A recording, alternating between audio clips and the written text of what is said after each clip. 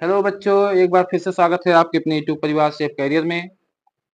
जैसा कि आप लोग को पता ही है कि हमारे इस चैनल पे बायोलॉजी की सभी क्लासेस अपलोड कराई जा रही हैं। क्लास 10th, ठीक है। क्लास 10th की साइंस, केमिस्ट्री भी कराई जा रही है, इस चैनल पे अपलोड कराई जा रही हैं। ठीक है, जल्द ही आप लोग के इस चैनल पे फिजिक्स की भी क्लासेस आ जाएंगी। तो आप लोग जुड़े रहें हमारे साथ, और चैनल पे जो नए हैं प्लीज हमारे चैनल को सब्सक्राइब एक बार जरूर कर देंगे और अपने दोस्तों को शेयर कर देंगे। ठीक है, तो चलते हैं आज हम लोग अपने अगले टॉपिक पे।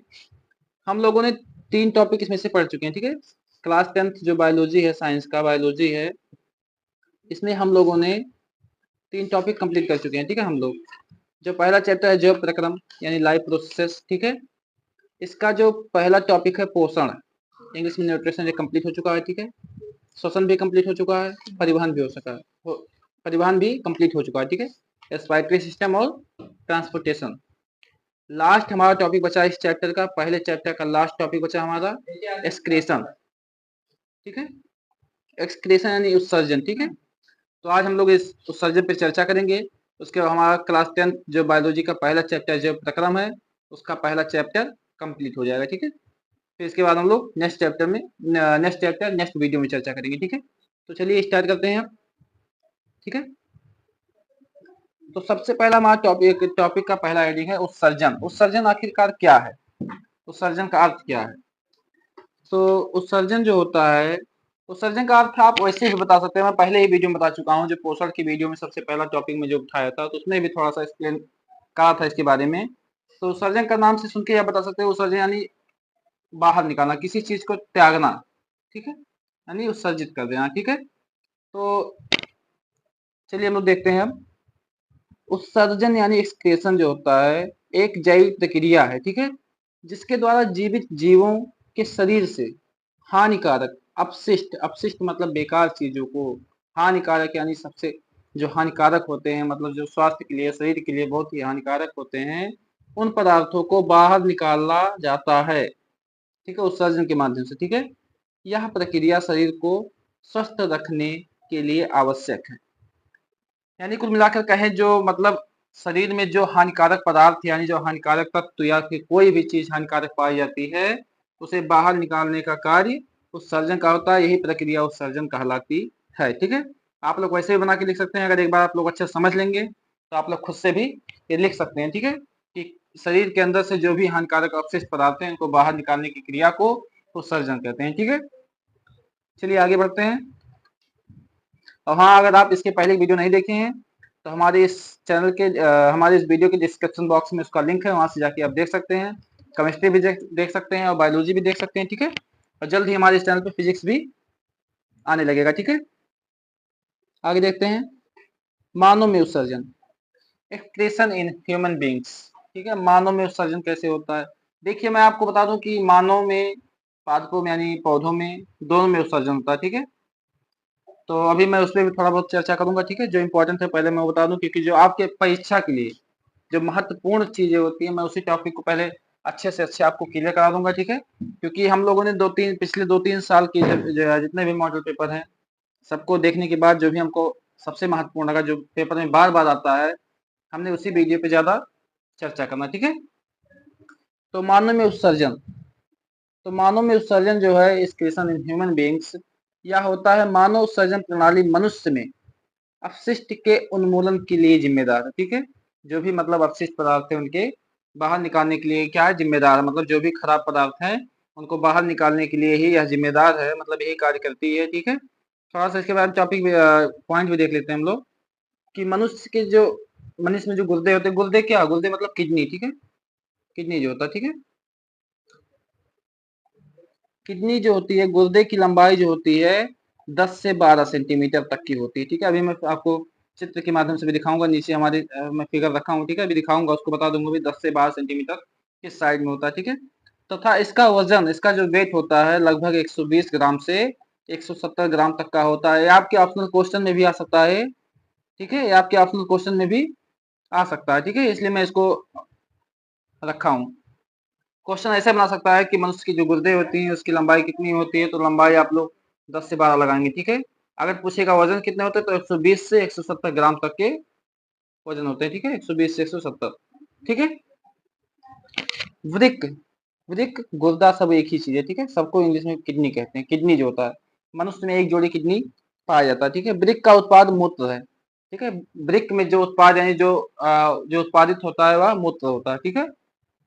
अभी मैं आगे आपको समझाऊंगा। हाँ, ये भी देख लेंगे हमारे सेफ करियर चैनल को, जो हमारा चैनल है, इसे आप लोग एक बार सब्सक्राइब कर देंगे, अपने दोस्तों के साथ शेयर भी कर देंगे, ठीक है। और एक अंगूठे का निशान जरूर बना देंगे, ठीक।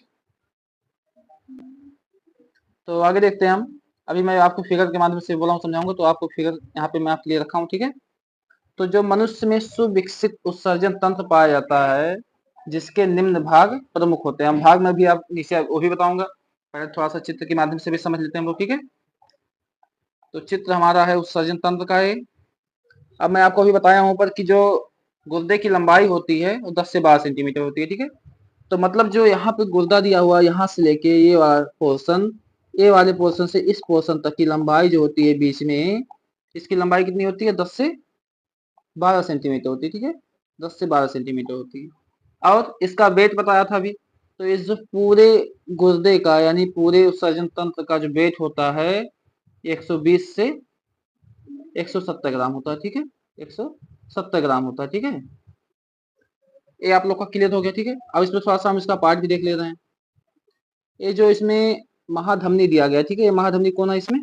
ये महाधमनी है वेना कावा, ठीक है। ये जो नीली कलर की पाइप है, ठीक है। और ये जो लाल कलर की पाइप है ये भी वही है, ठीक है। इसमें दिखाया गया, इसमें से बाहर निकलता है, इसमें से अंदर आता है, ठीक है। ये क्या है? एड्रिनल ग्रंथि गुर्दा है, ठीक है। गुर्दा मतलब ये जो होता है दाहिना, ठीक है। दाहिना जो होता है मतलब दाया, दाया गुर्दा यानी दाया किडनी है, ठीक है। और इधर का क्या होता है? बाया, लेफ्ट होता है, ठीक है। लेफ्ट किडनी होता है और इधर का राइट होता है, ठीक है। ठीक। और ये क्या है जो छोटी छोटी पाइपें आई हैं? ये है मूत्रवाहिनी, ठीक है। जिस मार्ग से मूत्र आता है उसे मूत्रवाहिनी कहते हैं, ठीक है। उसके बाद ये क्या है जो बड़ा सा गुंबद है? ये मूत्राशय है, ठीक है। ये मूत्राशय जहाँ पे मूत्र स्टोर होता है, ठीक है, जहाँ पे इकट्ठा होता है। एक बार में कितना इकट्ठा हो सकता है? 400 से 600 ग्राम लगभग, ठीक है। एक बार में स्टोर कर सकता है। अभी मैं आपको ये भी बताऊंगा आगे, फिर भी मैं आपको यहाँ बता दिया हूँ थोड़ा सा, ठीक है। और क्या है? यहाँ पे एक है मूत्र मार्ग, जहाँ से मूत्र शरीर से बाहर निकलता है, ठीक है। तो आशा करते हैं आप लोग ये समझ गए होंगे और आप फिगर भी याद कर लेंगे, ठीक है। कोई कठिन फिगर नहीं, बहुत ही इजी तरीके से है। आप लोग एक ही बार देख लेंगे तो आप लोग इसको बना लेंगे, ठीक है। आगे हम देखते हैं, थोड़ा सा मैं छोटा कर ले रहा हूँ, ठीक है। अब मैं यहाँ पे बताऊँ, अभी मैं आपको यहाँ बताया था कि मनुष्य में सुविकसित उत्सर्जन पाया जाता है, इसके निम्न भाग प्रमुख है। भाग की चर्चा में हम इसमें करेंगे जो कितने कितने भाग होते हैं, एक उत्सर्जन तंत्र में कितना भाग पाया जाता है, ठीक है। तो क्या पाया जाता है? एक जोड़ा गुर्दा या वृक्क, ए पेयर ऑफ किडनीज, ठीक है। मतलब एक जोड़ा मतलब वन पेयर, ठीक है, वन पेयर। तो वन पेयर यानी एक पेयर का मतलब दो होता है, ठीक है, ठीक है। एक जोड़ा मतलब दो हो गया, ठीक है। तो दो क्या पाया जाता है? सॉरी, किडनी पाए जाते हैं। दो मूत्रवाहिनी, अभी मैं आपको बताया हूँ, दो मूत्रवाहिनी, ठीक है। यहाँ पे देखिए, एक है ए वाला और एक ए वाला, ठीक है। दो मूत्रवाहिनी पाई जाती है, ठीक है। एक मूत्राशय, एक मूत्र मार्ग है। तो मूत्राशय कितना है? एक मूत्राशय है और एक मूत्र मार्ग है, ठीक है। इतना चीज उत्सर्जन तंत्र में पाया जाता है। इन सभी पे मैं अभी एक एक लाइन, दो लाइन में जो इंपॉर्टेंट चीजें हैं मैं आपको इसमें बता दे रहा हूँ, ठीक है। तो सबसे पहला हमारा है गुर्दा या वृक्क, ठीक है, किडनी यानी, ठीक है। तो किडनी क्या होता है? ये सेम के आकार के अंग है। मतलब सेम सब्जी आप खाएंगे ना, जो सेम की सब्जी होती है, सेम की जैसे इसका आकार होता है, जो रक्त को छानकर अपशिष्ट पदार्थों को अलग करते हैं, ठीक है, और मूत्र बनाते हैं। मतलब जो रक्त होता है, ब्लड होता है, उसको छानकर अपशिष्ट पदार्थों को, जो रक्त में यानी ब्लड में जो खराब पदार्थ होती हैं उसको छानकर अलग करता है और मूत्र बना देते हैं, ठीक है। मूत्र का निर्माण करते हैं, ठीक है। अभी मैं आपको ऊपर ही बताया हूँ कि वृक्क जो होता है मूत्र का उत्पादक है, ठीक है। अभी ऊपर आप लोग देख चुके हैं, ठीक। आगे देखते हैं मूत्रवाहिनी क्या होता है, ठीक है। मूत्रवाहिनी ये क्या होता है? नलीनुमा अंग, नलीनुमा, ठीक है, जो गुर्दे से मूत्र की मूत्राशय तक ले जाता है। मतलब एक पाइप है जो गुर्दे से मूत्राशय तक ले जाता है, जहाँ पे मूत्र इकट्ठा होता है, स्टोर होता है, ठीक है, वहां तक का ले जाने का कार्य करता है मूत्रवाहिनी, ठीक है। मूत्राशय क्या है? थोड़ा थोड़ा हम सब पे चर्चा कर लेंगे, ठीक है। तो ये क्या है जो है? यह एक मांसपेशी थैली जैसी संरचना होती है, ठीक है, मांसपेशी जैसी संरचना होती है। ध्यान से आप लोग देखेंगे, जो मूत्र को संग्रहित करने का कार्य करती है, मतलब संग्रहित करती है, ठीक है। इसमें लगभग 400 से 600 मिलीलीटर मूत्र संग्रहित करने की क्षमता होती है। मैं आपको ऊपर ही बता चुका हूँ कि 400 से 600 ग्राम मिलीग्राम क्या होता है, मूत्र मतलब स्टोर हो सकता है एक बार में, ठीक है। आगे चलते हैं हम लोग। अब मूत्र मार्ग क्या होता है? यह एक नली है जो मूत्राशय से मूत्र को शरीर से बाहर निकालती है, ठीक है। जो मूत्राशय है, जहाँ मूत्र इकट्ठा रहता है, उसको बाहर निकालने का कार्य मूत्र मार्ग से होता है, ठीक है। आगे चलते हैं हम लोग। चैनल को हमारे एक बार सब्सक्राइब जरूर कर देंगे जो लोग अभी तक नहीं किए हैं, ठीक है। नेफ्रॉन, नेफ्रॉन की रचना। नेफ्रॉन भी आपके उत्सर्जन में बहुत ही महत्वपूर्ण टॉपिक है, ठीक है। तो नेफ्रॉन पे भी हम लोग अच्छे से चर्चा कर लेंगे। तो इसमें जो वृकाणु यानी वृकाणु वृक्क की कार्यात्मक इकाई होते हैं, ठीक है। प्रत्येक विक्राणु रुधिर को छानता है तथा मूत्र का निर्माण करता है। विक्राणु के निम्नलिखित भाग होते हैं, ठीक है। अभी मैं आपको इसको फिगर के माध्यम से समझाऊंगा, एक बार आप लोग इसको देख लेंगे, नोट कर लेंगे, फिर मैं आपको अच्छे समझा दूंगा कि क्या होता है विक्राणु सब, ठीक है। तो इसमें भी दो प्रकार के होते हैं, दो भाग होते हैं इनके। कौन कौन सा होता है? एक होता है, इसमें क्या होता है, बोमेन संपुट, ठीक है, जो ग्लोमेरुलस के साथ होता है। एक लंबी नलिका होती है। दो मुख्य भाग इसके होते हैं। किसके होते हैं? वृक्काणु के, ठीक है। नेफ्रॉन को गुर्दे की कार्यात्मक इकाई कहते हैं, ठीक है। जो नेफ्रॉन होता है वो गुर्दे यानी किडनी की कार्यात्मक इकाई होता है। ये भी आप लोग बहुत ध्यान रखें, बहुत ही महत्वपूर्ण है, ठीक है। और क्या होता है, एक मानव के गुर्दे में, सॉरी यहाँ क्या रहना चाहिए, ठीक है, एक मानव के गुर्दे में 1 मिलियन नेफ्रॉन हो सकते हैं। 1 मिलियन मतलब 10 लाख होता है, लेकिन 10 से 12 लाख करीबन क्या होते हैं, एक मानव गुर्दे में नेफ्रॉन होते हैं, ठीक है। ये भी आप लोग ध्यान रखेंगे, लगभग मतलब 1 मिलियन क्या होते हैं, नेफ्रॉन हो सकते हैं, ठीक है। तो आपको मैं चित्र के माध्यम से भी एक बार समझा दे रहा हूँ।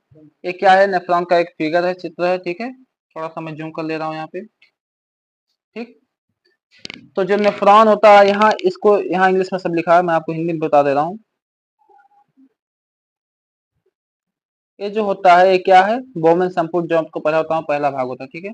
बोमेन संपुट में क्या होता है, सभी पदार्थ जो तत्व आते हैं, इसमें से क्या होता है, रक्त छन के अलग हो जाता है और मूत्र अलग हो जाता है, ठीक है। तो जो मूत्र का मार्ग होता है, सॉरी एक मिनट, थोड़ा सा मैं छोटा कर ले रहा हूँ, ठीक है।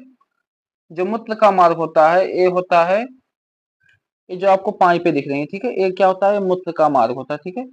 तो यहाँ से छलने के बाद जो होती है, मूत्र अलग हो जाते हैं, और जो रक्त यानी ब्लड होता है, इस पाइप के माध्यम से, ठीक है। जो मैं कलर चेंज करके बता दे रहा हूँ, जो रेड कलर का होता है, जो मैं रेड कलर बना रहा हूँ, ये क्या है, ये ब्लड मार्ग होता है, ठीक है। जो ब्लड जिससे मतलब छन के अलग हो जाता है, ठीक है।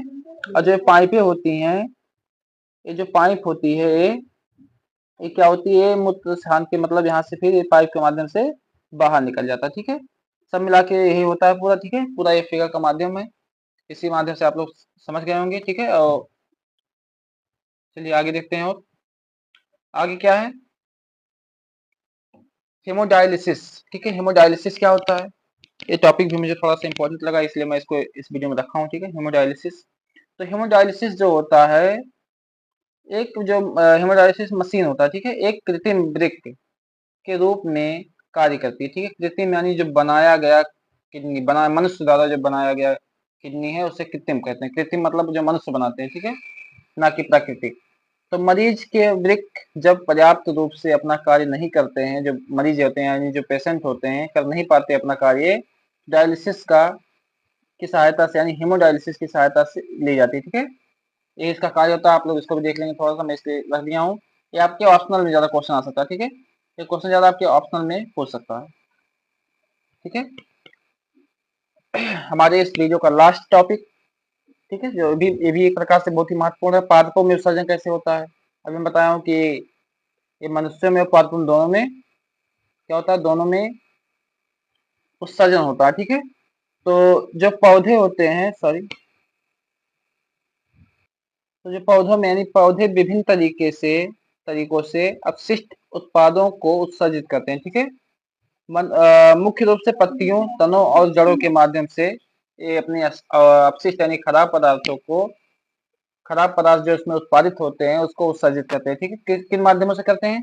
पत्तियों से, तनों से और जड़ों से, क्योंकि उनमें जानवरों की तरह विशेष उत्सर्जन प्रणाली का अभाव होता है। ठीक है, मतलब जो जीव होते हैं उनकी तरह इसमें कोई उत्सर्जन प्रणाली वैसी नहीं पाई जाती है।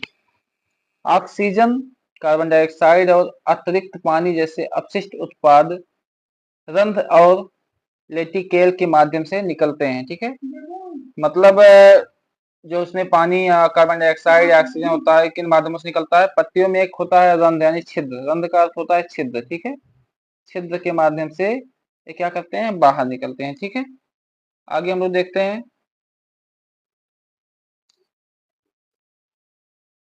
अन्य अपशिष्ट पदार्थ जिसमें और खराब पदार्थ होते हैं, जैसे कि रेजिन, गोंद और टैनिन छाल, पत्तियों जैसे पुराने पौधों के हिस्सों में जमा हो जाते हैं। ठीक है, जो अंततः गिर जाते हैं।